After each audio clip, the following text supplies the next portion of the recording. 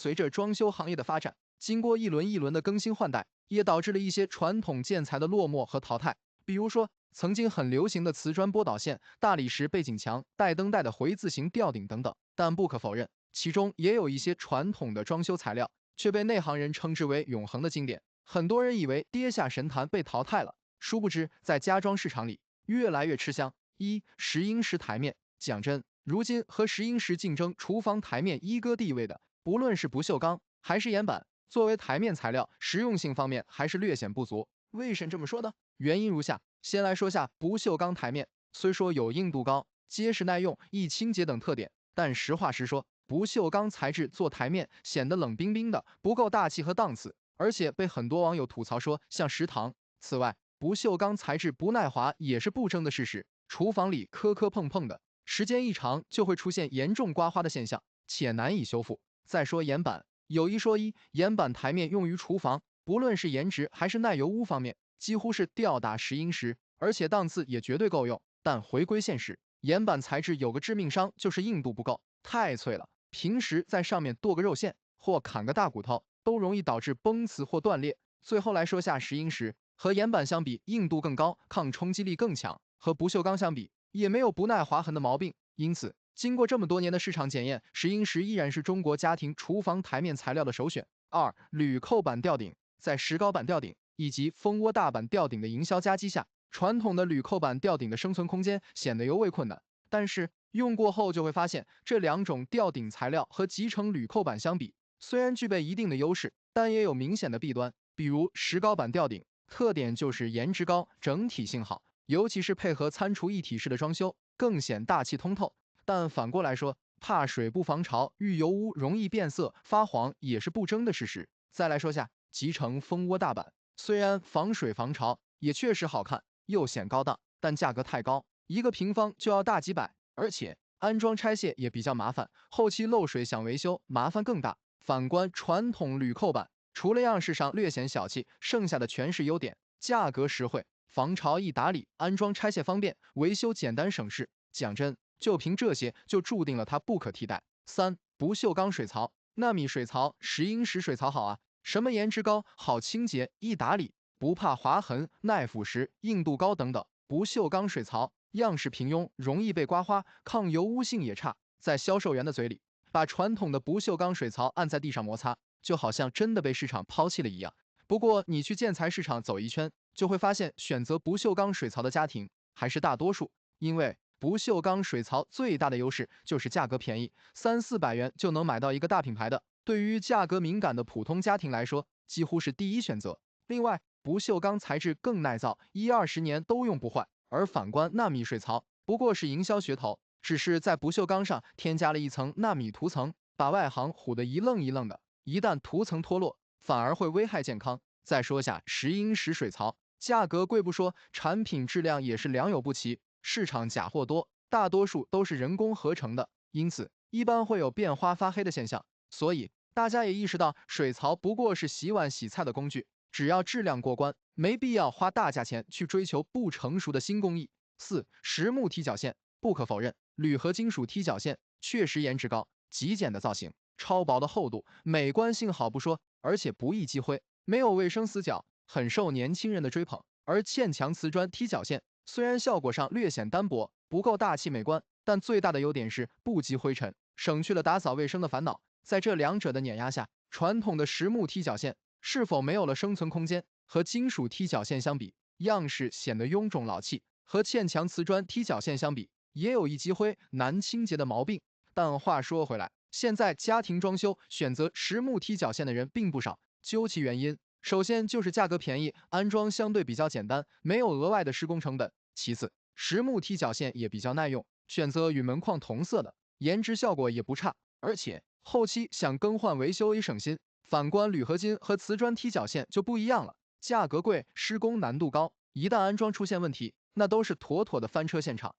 卫生间置物架，当下大火的卫生间壁龛，有多少人是装过之后就后悔了？和传统的置物架相比，砌墙做壁龛最大的问题就是成本造价高，而且会严重压缩卫生间本就不大的面积，导致淋浴时想转个身都难。而且这个砌墙壁龛要还考验瓦工的铺贴手艺，如果细节做不好，那真的是又丑又难看。更关键的是，还有积水难打理的缺陷。所以，很多装过卫生间壁龛的家庭，回过头才发现，还是传统的卫生间置物架更实用。一方面是花费低，且颜值高，质量好的也不过几百块；另一方面，也不占用卫生间空间，而且镂空的设计也不好积水，卫生也好搞多了。因此，这么省心又好用的置物架，多少年都不会被淘汰。文末结语：综上所述，在小东看来，不管是新式的装修工艺，还是传统的装修材料，只要好用实惠，适合自己的需求，就是最好的产品。也希望大家在装修时能做到心中有数，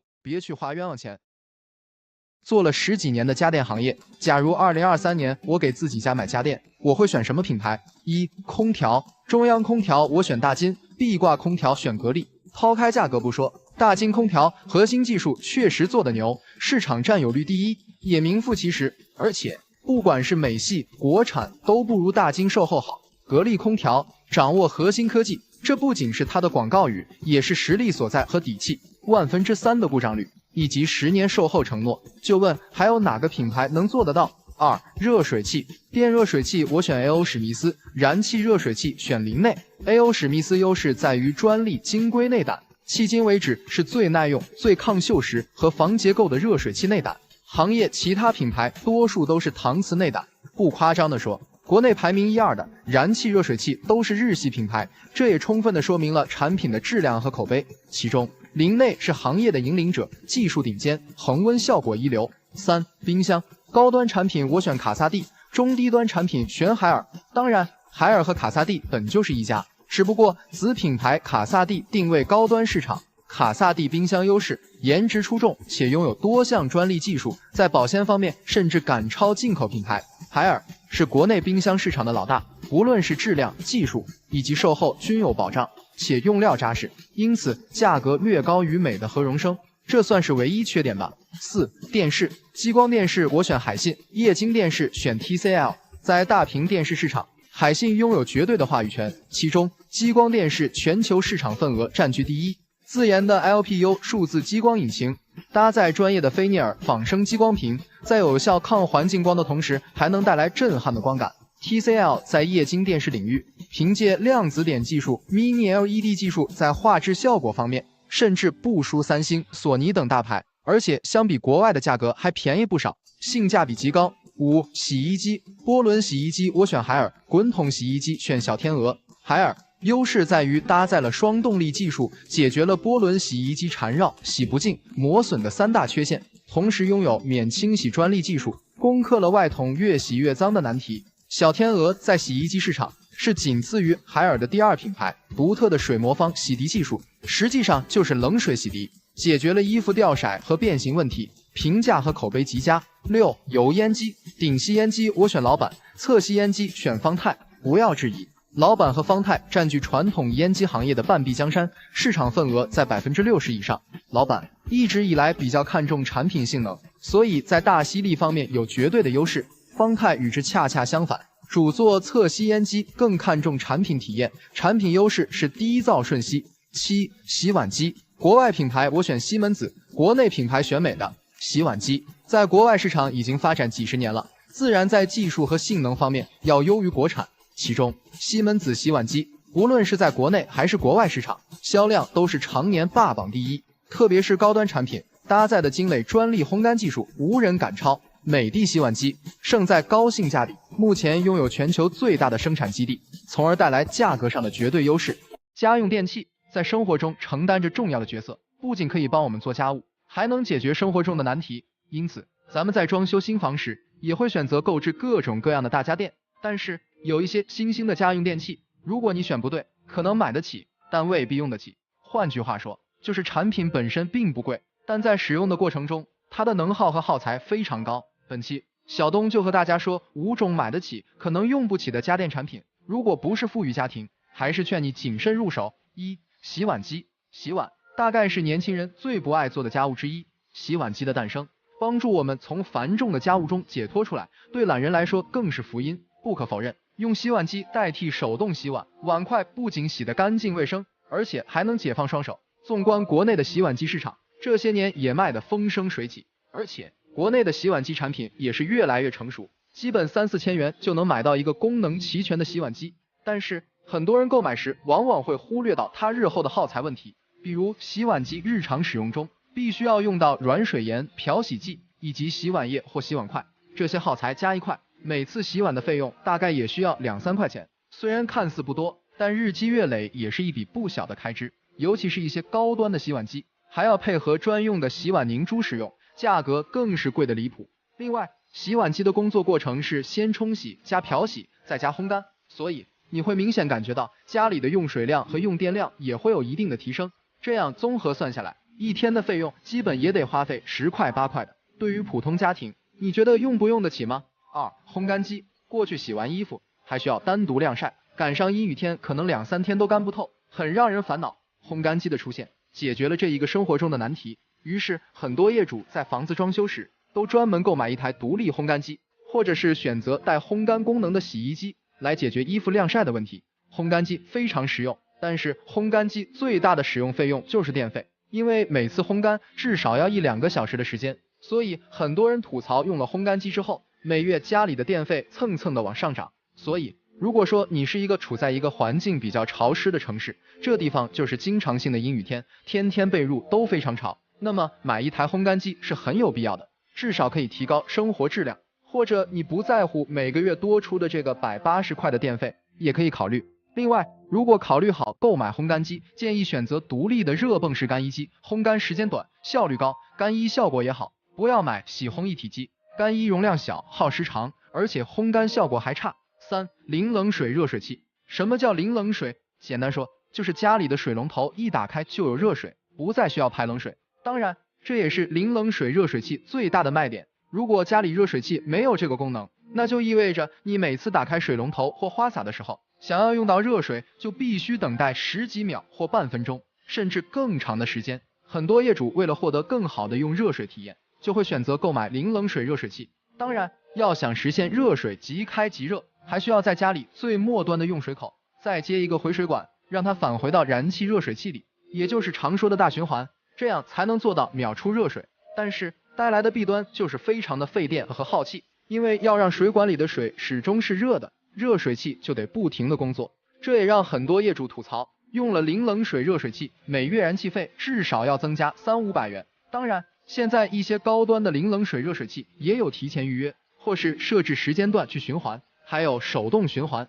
或者脉冲式循环，确实可以做到节能省气，但也失去了冷凝水的本质。4、净水器。随着人们生活水平的提高，大家对于家庭饮水健康也越发重视，于是很多业主会选择在家里安装净水设备。其实净水器的价格并不贵，比如就拿厨下净水器来说，一般大品牌的也就1、2千元左右。对于这个价格，大家还是普遍都能接受。但是这种净水器想要始终保持水质干净，还需要定期去更换滤芯。它比如活性炭的，有 PP 棉的，还有 RO 反渗透的。有些朋友觉得花2000块钱左右买一个净水器没什么负担，但是等用上了才知道，每年换滤芯的费用还要7、800。我之前还遇到过业主对净水器不懂，不小心买了某品牌的微滤机产品，后期更换滤芯的费用甚至高达1500元，真是典型的买得起用不起的产品。另外，它还会产生一定的废水，都会从能耗上有所增加，所以家里水质如果不是太差的话，就没必要安装净水器。即使全年用桶装水也比这个便宜。如果实在需要安装厨下净水器，也建议大家选择通用滤芯的，后期更换滤材的费用也会省很多。结语，大家有没有发现，以上的这4种电器产品都有一个共同的特点，就是它们确实可以提高一定的生活质量，但是反过来说，即使不用它，咱们的日常生活也不会受很大影响。所以说，这些电器并不是生活中的刚需，买之前还是要考虑清楚再决定。装修是个无底洞，能省则省。如果你是刚需装修，那么下面要说的这几个傻事可千万不要再做了，否则的话，可能钱没少花，等到后悔的时候却发现一切都晚了。没有经历就没有发言权。作为一个服务过上百位业主的装修博主，本期就来告诉你装修中哪些东西不能装，哪些事情不要做。当然了，如果你不差钱，什么都想要好的，那么这些装修建议对你其实也没有什么用，建议你现在就可以划走了。1、不要选太贵的瓷砖，尽量避开深色砖。瓷砖经过这个市场几十年的技术发展，甚至更长时间的检验，它的工艺和质量标准已经非常成熟了，所以根本就不需要买太贵的。特别是一些大品牌的高端款，动辄就要卖到几百元一片，和几十元一片的相比，也仅仅是规格和花色不同而已。选瓷砖只要花色喜欢，性能参数达标就可以了。瓷砖选购建议：一、首选800×800的地砖，不仅价格便宜，工费也便宜，后期做好瓷砖美缝，从装修效果上来看，区别真的不大。二、尽量不选深色的，特别是小户型，深色地砖会让房间显暗，压抑不说，还不耐脏，总觉得上面一层灰，老是擦不净。三、亮面砖也不要选，无论你装什么灯，它都能映射出来特别丑，而且后期全屋定制和家具也非常难搭配。建议选素色哑光或柔光砖，不会反光，空间还显亮堂。二、不要做太复杂的天花顶或造型顶，你还在信奉无吊顶不装修的传统观念吗？但事实上，很多人都搞错了，吊顶的真正作用就是用来遮丑、隐藏设备的。不可否认，以前装修吊顶是标配，但现在都什么年代了，真的不要再考虑那些复杂的天花顶了。你做吊顶的目的是啥？是嫌家里的房子不够小，层高不够矮吗？而且你要知道，吊顶越复杂，造价越高，后期不仅积灰难打扫，还非常容易过时。吊顶的装修建议：一、如果家里装了中央空调或者风管机，必须要做吊顶，可以根据需求做局部边吊，不要做拉平满吊，实现功能即可。二、如果实在觉得不做吊顶，空间太单调，可以沿墙顶面四周做一圈双眼皮石膏线，这样做既节省了预算，又实现了装饰效果，还不占层高。三、不要做复杂的电视背景墙，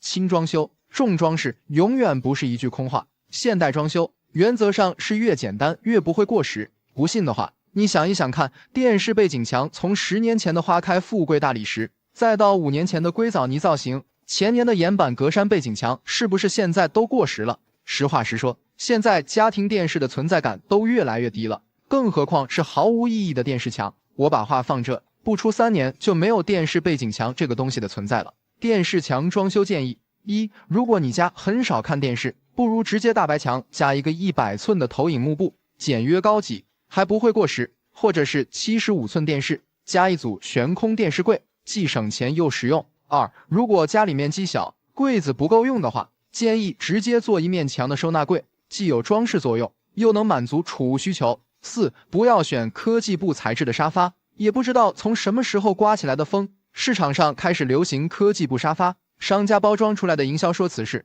既有真皮的质感，又有布艺的舒适度。事实上，它既不是皮也不是布，就是人造仿皮上做了涂层工艺，这种材料十分不成熟，寿命特别短，还不耐脏，基本上用个3-2年就开裂掉皮。咱用脑子想想，合成的东西质量能好到哪去？沙发选购建议：一、材质要么买真皮，要么买布艺。真皮质感好，档次高，布艺温馨百搭，舒适透气，其他材质一概不要考虑。二、款式建议选直排加单椅的搭配，客厅选轻盈不拥挤带贵妃位的 L 型组合沙发，只适合大别墅或大平层的大户型。三、建议在高脚或落地款之间做选择，传统的矮脚沙发底部卫生难清洁。五、浴室柜不要装台上盆或者是岩板一体盆。首先，台上盆一定不要装了，都是几年前的产物了，基本已经淘汰了。它最大的缺点就是台盆四周藏污纳垢，特别不好清洁，而且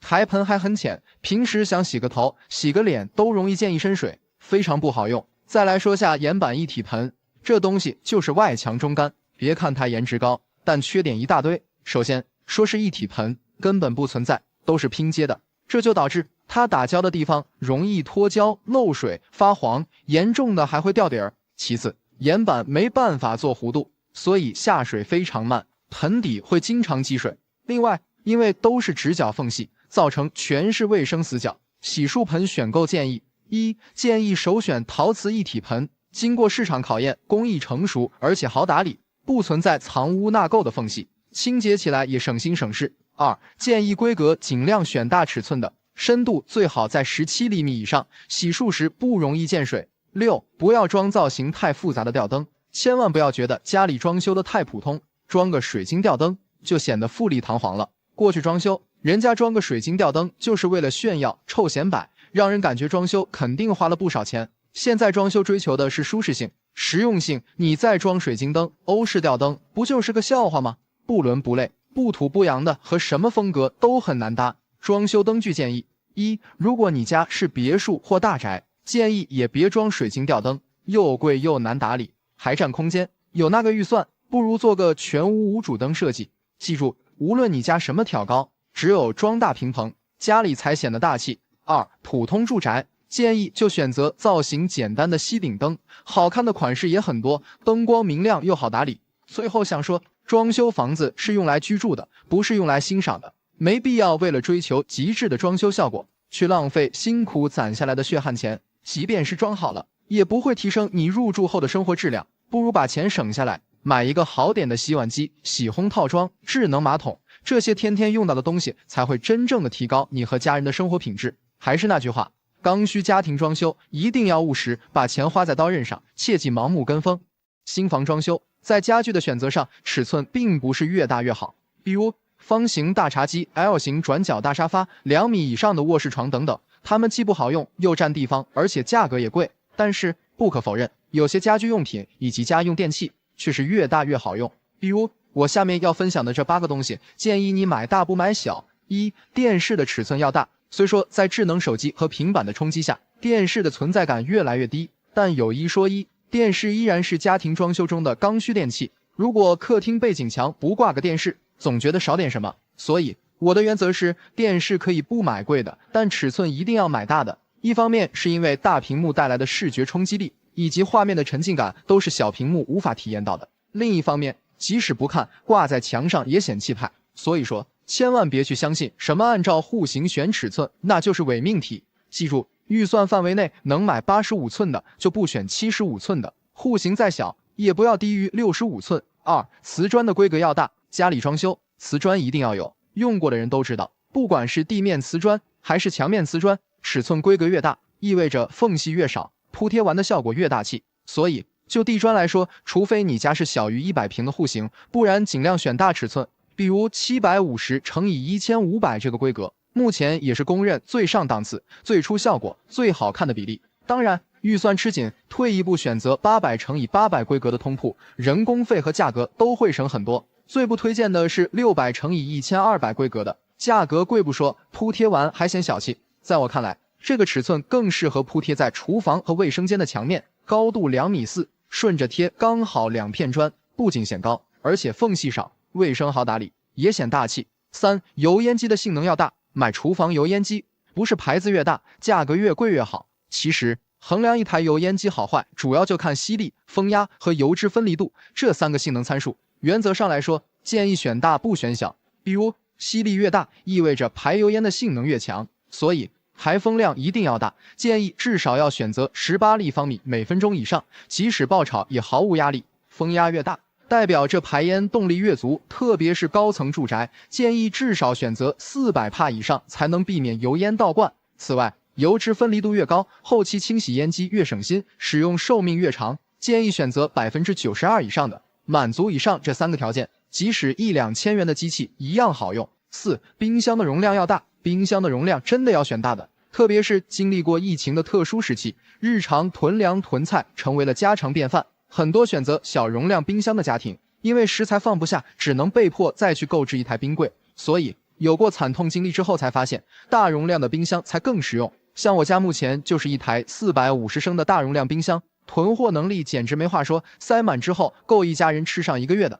很多人担心食物在冰箱存放太久会不新鲜，其实现在冰箱的制冷技术一直在提升，好的冰箱在锁水、保鲜方面完全没问题。比如目前的双制冷循环的10字门或法式多门冰箱，不仅容量大，而且还有分区储存空间，在除菌净味方面也技术先进。五、水槽的尺寸要大，对于厨房洗菜盆的选择上，是装单盆好用还是双盆实用，一直争议不断。但有一点毋庸置疑，不管是单槽也好，还是双槽也罢，只有能放下炒菜锅的才实用。所以说，如果你家是小厨房，台面空间有限，建议首选75厘米以上长度的大单槽，刷洗大一点的锅碗瓢盆也没问题。如果不受台面空间限制，可以选择90厘米以上长度的双槽，单边尺寸45公分以上也能摆下锅具，另一边用来沥水洗菜，更干净卫生。另外，水槽建议安装台下盆，比台上盆好打理卫生，比台中盆更美观，再搭配个抽拉龙头，方便后期清理水槽卫生。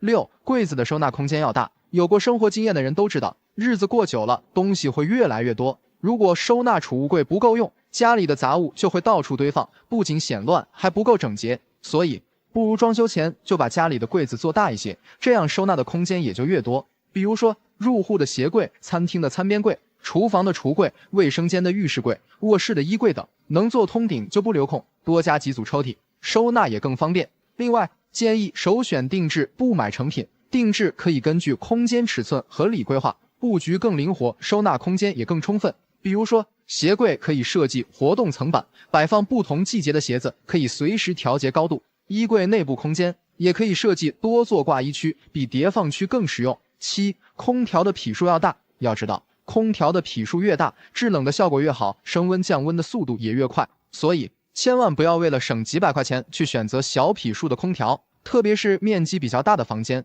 装个小匹数的空调，那就相当于小马拉大车，不仅起不到制冷降温的效果，而且还很费电。所以，不管你是装壁挂空调还是柜机，都建议你根据房间面积选择买大半匹或一匹更为合适，后期使用起来也比较舒心。当然，如果空调使用频率高，想省电建议首选变频1级能效，如果不经常使用，想省钱可以选择定频空调。8. 洗碗机的套数要大，家用洗碗机虽说不像洗衣机那么普及，但却是可以提升生活品质的电器。对于有需求的家庭，我的建议是套数选择上买大不买小。很多人可能会觉得家里人口少，买个6套或8套的基本也就够用了。但是你别忘了，一顿饭下来可不单单只有餐具和碗碟要洗，还要有锅具和炒菜勺要洗。洗碗机的套数太小，意味着容量就小，大一点的锅具还要手洗，根本不能彻底解放双手。如果要装，就买13套以上的大容量，一次性把锅碗瓢盆都能扔进去，才更省心省力。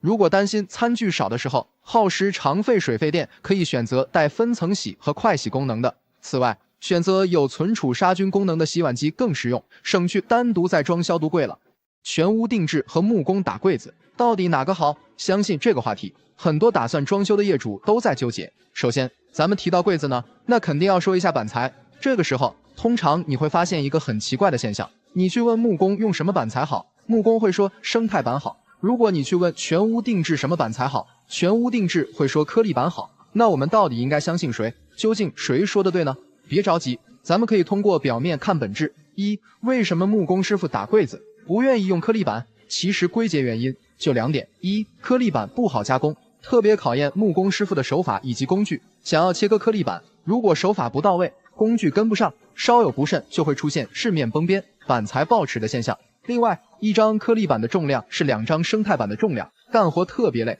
所以木工不爱用颗粒板。2. 生态板更好加工，反观生态板就比较容易了。生态板基本上是一种速成木，切割成木条，然后用胶粘在一起做出来的，木质比较柔软，所以切割和现场加工的难度小。2. 那为什么全屋定制不愿意用生态板？1. 全屋定制呢，现场制作时需要打3合1的孔，如果打孔的地方在木条的接缝处，就会把这个板材打破，也就造成这个板材的浪费。另外，生态板握钉力也不强，所以全屋定制不愿意用生态板。2. 成本造价问题，市面上大品牌的生态板，比如兔宝宝、千年舟等，在230到290左右。那像露水河、大亚这样知名品牌的颗粒板 ，ENF 级别的价格也在170到200左右。显然，颗粒板的价格要远远低于生态板。综上所述，这也就是为什么木工说生态板好，全屋定制说颗粒板好的主要原因。3. 回到主题，那定制和木工打柜到底哪个好？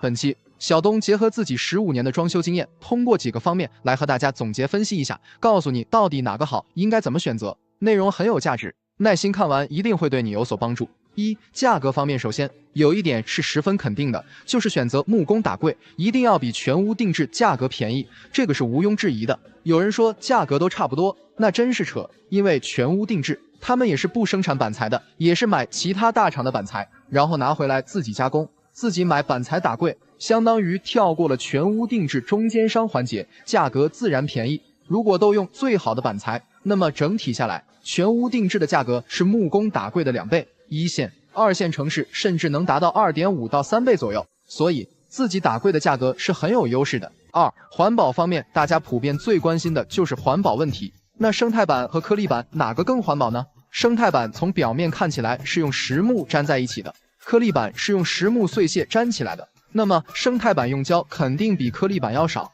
在我们普通人的印象中，用胶少的就是环保的，所以就会认为生态板比颗粒板要环保。其实这么认为也是普遍现象，包括我没做装修之前也是这么认为的。但事实上情况却恰恰相反，生态板的市场比较混乱，小工厂遍地都是，投资个10几万就能生产生态板，而且生态板的制作工艺，它决定了它必须得加入甲醛来增加这个胶的粘合力。目前市场上90%的生态板用的都是3全胶里边的尿醛胶做出来的，还有一部分是用其他胶，但是你记住，它都含甲醛。如果胶水粘合力不够，是没有办法加工生态板的，因为它是一层胶一层板这么粘起来的，而 MDI 胶的粘合力不够，没有办法用来生产这个生态板。所以你会发现市面上的生态板环保等级普遍也就是 E0 级、ENF 级的生态板都太少了，即使有价格也非常贵。而再看颗粒板，需要用机器压磨成板，小工厂是没有办法生产的，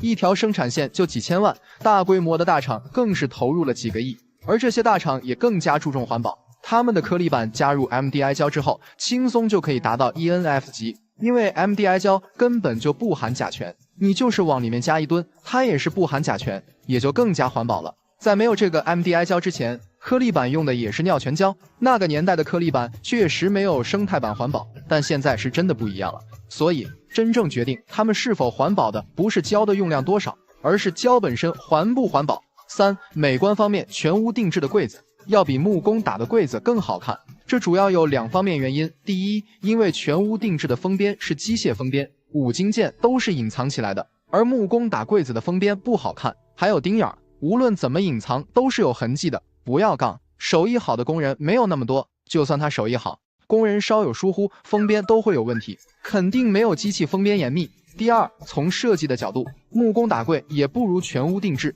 全屋定制的设计师都是成百上千设计方案的洗礼，所以说他的经验会更足。而如果是木工打柜子的话，整体的风格和设计只能靠业主自己把控，这就得看你自己的审美了。这个就像在赌，最终效果出来好看也就罢了，难看后悔也晚了。四、省心方面，这个选择定制一定是要比找木工现场加工做柜子更省心。首先咱们知道定制都是流水线加工，到你们家只不过是一个安装与组装的过程，就算现场出现问题，也有设计师和安装师傅去和工厂协调，不用你操心。但是如果现场打柜子，情况就不同了，因为板材是自己买的，设计是自己出的，现在施工期间一旦出现任何问题，只能选择让步和妥协，不但会耽误大量的施工时间，也会影响整体的装修进度。四、说在最后，说了这么多，最后归纳总结一下，其实选择木工打柜子最大的优势在于价格，全屋定制一定比木工打柜子贵，